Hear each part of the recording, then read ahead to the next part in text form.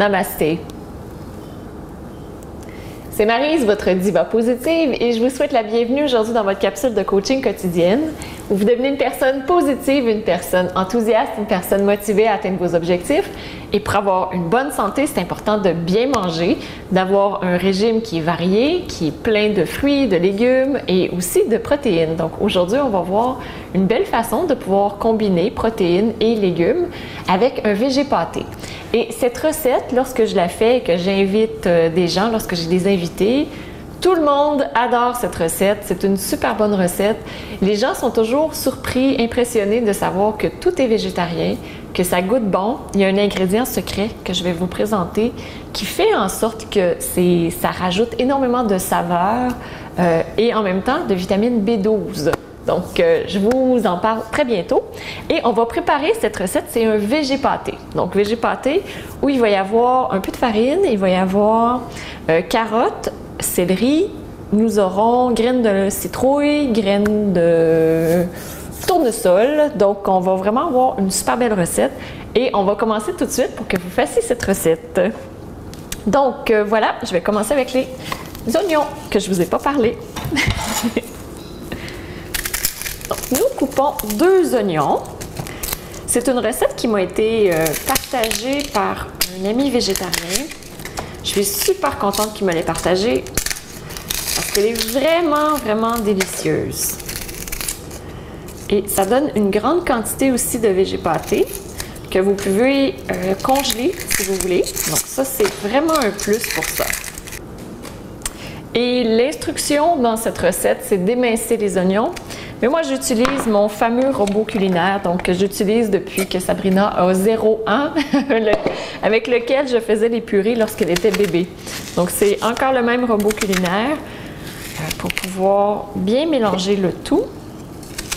C'est beaucoup plus rapide aussi, je trouve, de le préparer de cette façon.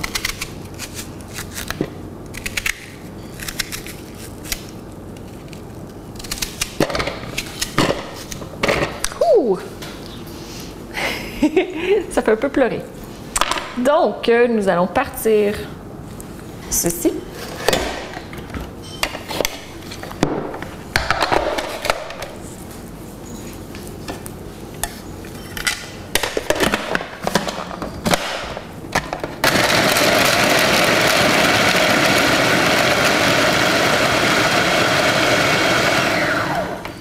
Et j'ai fait un super beau travail pour émincer mes oignons rapidement, sans trop pleurer. Et voilà, j'ai mes oignons qui sont prêts.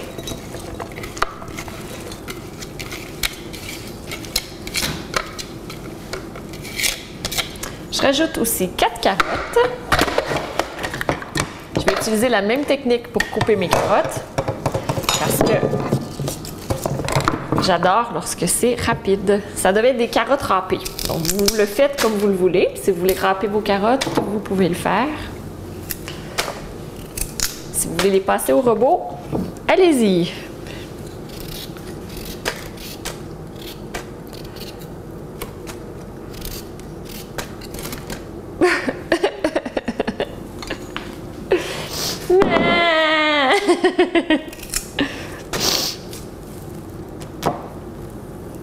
Plus ça va, plus je pleure.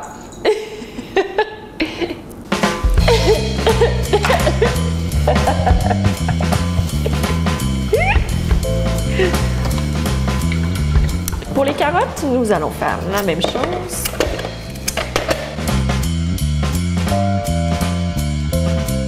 Et on rajoute aussi 4 branches de céleri.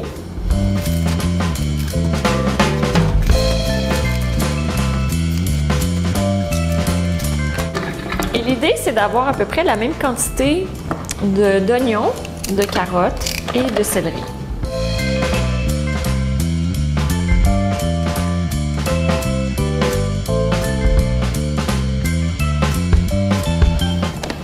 C'est magnifique. Les céleris auraient aussi dû être émincés. Donc, vous faites ce que vous choisissez.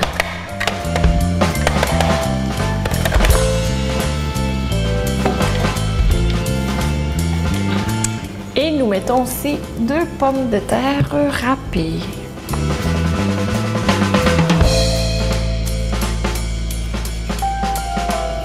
C'est une super bonne recette à faire pendant l'hiver parce que c'est très réconfortant. C'est chaud, ça nous enracine, ça nous connecte avec notre corps. Donc c'est génial.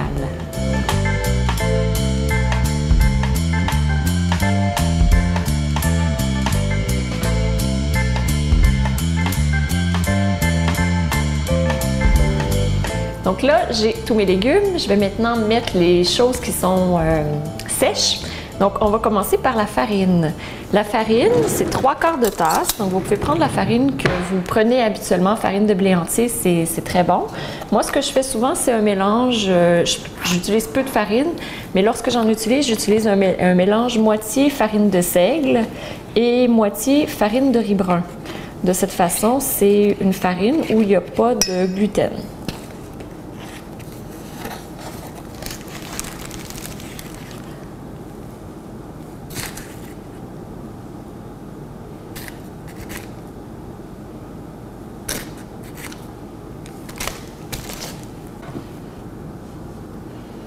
Voilà. Par la suite, mon ingrédient secret, c'est de la levure alimentaire. C'est super bon. Cassandra raffole de ça sur son popcorn. Donc, elle met de l'huile d'olive. Elle l'a appris de sa mère. Moi aussi, je raffole de ça. Donc, on fait le popcorn à l'air chaud, comme on fait habituellement. Ensuite, on met de l'huile d'olive, comme c'est ici. Et enfin, on met de la levure alimentaire. Pour autant ses propriétés qui sont très intéressantes, vous pourrez regarder sur Internet tout ce qu'il y a de bon, mais entre autres, la levure alimentaire, elle a la vitamine B12 et souvent les végétariens n'ont pas la vitamine B12 parce que c'est habituellement produit dans un produit des animaux, mais dans la levure qui est une forme de champignon, c'est à ce moment-là, on va chercher cette levure. Et ça a un super bon goût, c'est ça l'ingrédient secret. Vous avez mon ingrédient secret pour mon végé pâté. Par la suite, graines de citrouille.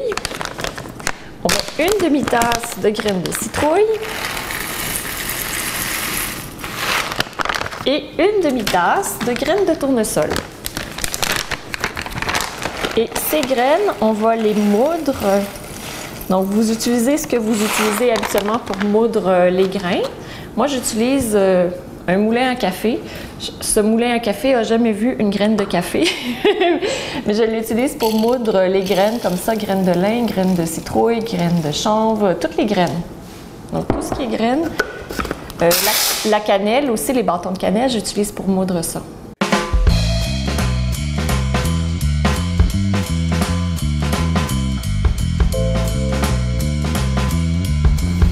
Et on va maintenant humecter notre mélange, donc ce mélange de levure, de farine et de graines.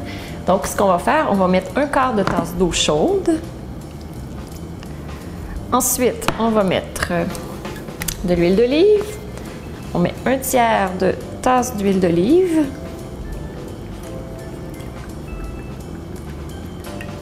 Donc j'ai peu de recettes où je mesure, mais celle-ci je mesure. Comme c'est une recette qui m'a été donnée, je l'ai pratiquement pas modifiée. Je l'ai pris exactement telle qu'elle est. Et on a aussi 1/4 de tasse de sauce tamarin pour le côté plutôt salé.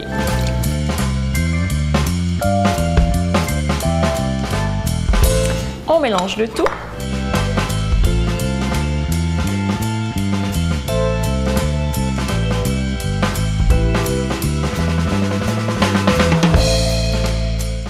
Ça se pourrait aussi que vous ayez besoin d'ajouter un petit peu plus d'eau. On veut que le mélange soit consistant, qu'il soit humide, mais qu'il ne soit pas trop humide en même temps. Et une fois que c'est fait, on prend notre mélange de légumes, on mélange les deux ensemble.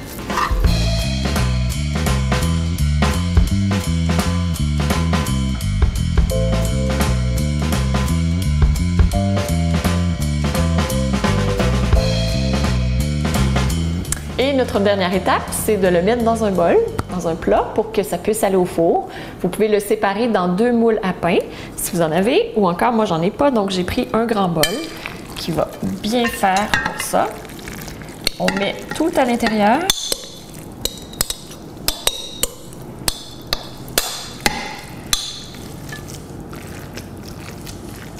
Donc, comme vous voyez, c'est beaucoup de végé pâté.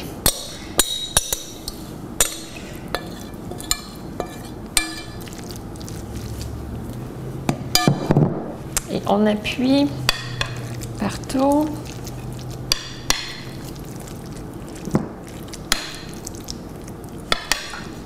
C'est tellement bon. Ça prend environ 45 minutes au four. Donc, le four à 375 degrés Fahrenheit. Pascal va vous mettre c'est combien en Celsius parce qu'au Québec, on fonctionne en Fahrenheit comme les Américains.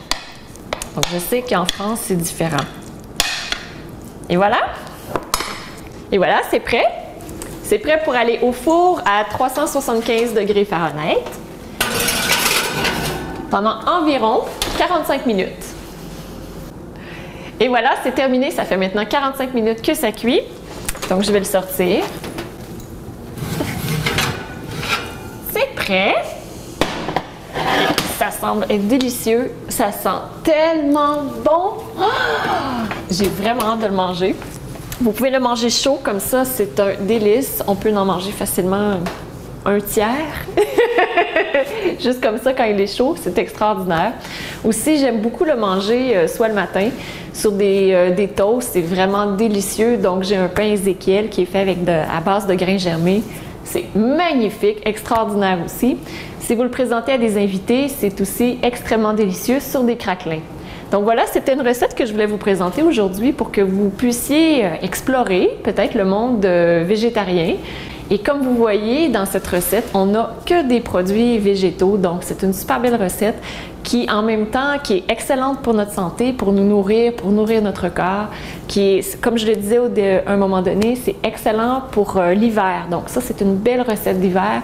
L'été, vous aurez peut-être un peu chaud, ça sera peut-être que ça va vous alourdir. Donc vraiment, je la recommande l'hiver, cette recette. Et aussi, c'est une excellente recette parce qu'elle est très respectueuse de l'environnement, donc il y a une trace environnementale qui est réduite comparativement à d'autres repas qu'on peut manger qui sont non végétariens.